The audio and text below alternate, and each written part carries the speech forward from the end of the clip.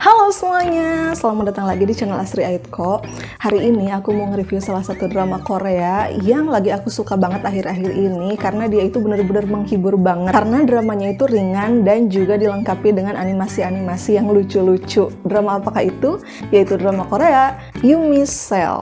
Nah, seperti aku bilang di judulnya, drakor ini tuh bener-bener pereda stres banget deh. Nah, kalau yang belum tahu, jadi si Yumi Cell ini tuh menceritakan tentang Yumi dan kehidupan sel-selnya dia gitu yang ada di tubuhnya, mulai dari sel-sel pikiran sampai sel-sel perasaan. Sesuai judulnya, si Yumi memang bener-bener mendominasi drama Korea Yumi Cell ini. Jadi bahkan ada yang bilang kalau di drama Korea Yumi Cell ini tuh emang gak ada karakter utama lain gitu selain si Yumi. Meskipun tentunya di sini juga ada karakter cowok karena salah satu yang diekspos di drama Korea ini adalah kehidupan si Yumi ketika dia punya pacar. Dan selain itu juga menceritakan tentang si Yumi dan dunia pekerjaannya gitu. Tapi semuanya itu tuh seolah-olah jadi pelengkap aja karena yang jadi tokoh utama adalah Yuminya itu sendiri gitu dan sel-selnya dia. Nah, kalau ada yang masih bingung emang maksudnya sel-selnya itu gimana sih? Jadi kalau misalkan kamu udah nonton Inside Out, pasti bakalan langsung ngerti banget sama konsepnya karena ini tuh emang persis banget kayak gitu.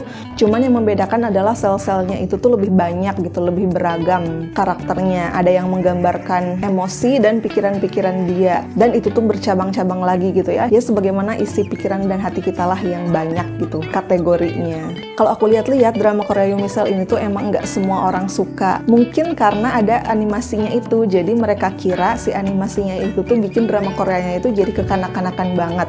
Padahal menurut aku sih enggak. Jujur sebenarnya sebelumnya aku juga sempet underestimate sama drama Korea ini karena kalau ngelihat dari posternya ya emang gitu, aku kira ini kekanak-kanakan karena yang aku pikirin adalah si animasi-animasi itu tuh hidup dengan dunia aslinya si Yumi gitu. Padahal enggak, di drama Korea ini tuh si animasi dengan dunia manusianya itu seolah-olah terpisah, jadi animasinya hanya ada dalam pikiran dia gitu, enggak bener-bener berinteraksi langsung sama si Yumi. Dan justru menurut aku si animasi ini adalah komponen yang sangat penting juga gitu di drama Korea ini karena mereka itu bener-bener bisa menggambarkan dengan detail bagaimana isi pikiran si Yumi dan isi hatinya dia. Nah, kalau aku sebagai perempuan, aku itu banyak relate-nya sih sama si Yumi ini. Sampai bikin salut sama penulisnya karena memang benar-benar bisa menggambarkan isi pikiran dan hati si Yumi itu tuh persis dan detail gitu sama yang biasa kita rasain. Apalagi mungkin kalau karakternya yang mirip-mirip sama si Yumi. Jadi isi pikirannya pun kurang lebih kayaknya bakalan sama. Selain itu, yang bikin aku suka juga dari drama Korea ini adalah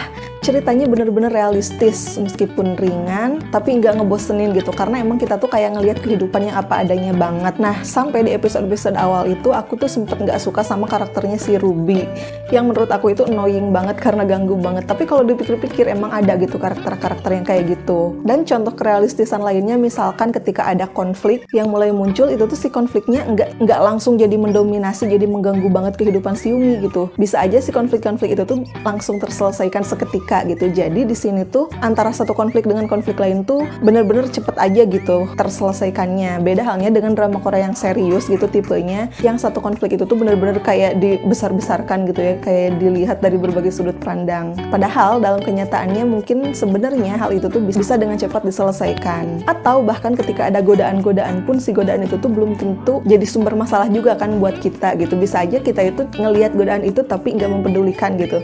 Nah, di sini tuh kayak gitu realistis itu. Jadi menurut aku si penulisnya cukup sabar untuk nggak melebih-lebihkan satu cerita gitu. Nah, terus di drama Korea Yumi Cell ini juga kita itu bisa bener-bener selain relate juga bisa berempati gitu sama tokoh-tokohnya.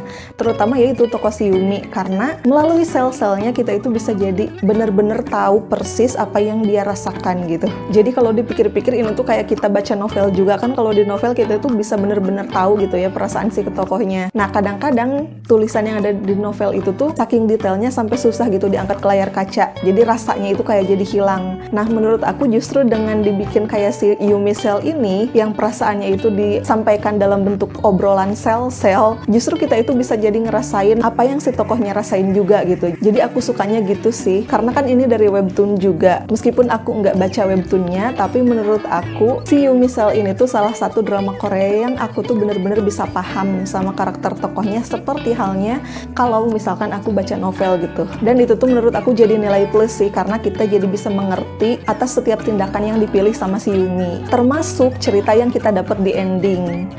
Sebenarnya ini tuh endingnya lumayan bikin kecewa sih pasti. Tapi kalau dipikir-pikir ya emang realistis juga gitu. Dan penerimaan itu tuh bisa kita dapat, alasannya adalah salah satunya karena kita mengerti gitu tentang pikiran dan hati si tokoh-tokohnya. Dan itu tuh emang bener-bener membuktikan kalau si animasinya ini tuh emang bener-bener ngebantu banget gitu untuk bikin si penonton jadi paham sama mereka berdua. Sehingga pada akhirnya kita anggap endingnya itu ya udah realistis aja meskipun belum tentu kita suka. Terus pemilihan Kim Go Eun sebagai Yumi juga menurut aku tepat banget sih, karena dia itu secara look juga cocok gitu disandingin sama animasi. Ada unik-uniknya tapi lucu, tapi juga tetap gemesin gitu. Ditambah lagi aktingnya emang bagus banget. Jadi Go Eun ini tuh salah satu aktor yang menurut aku cocok memerankan karakter-karakter yang ceria gitu. Karena kan katanya untuk memerankan karakter yang ceria, yang bahagia itu lebih susah ya dibandingkan dengan yang sedih. Tapi Kim Go Eun menurut aku berhasil banget sih. Ngelihat dia itu tuh kayak jadi fresh banget gitu. Tapi di saat acting sedihnya pun nggak kalah bagus gitu. Dan itu tuh didukung sama make up, terus kostum yang juga cocok banget sama karakternya si Yumi. Termasuk pemilihan warnanya. Jadi aku suka banget deh sama kostum, termasuk juga sama properti-properti di rumahnya misalkan. Atau di kantornya juga, itu tuh menyenangkan banget nontonnya. Nah justru aku tuh kurang suka sama make upnya si Guwung.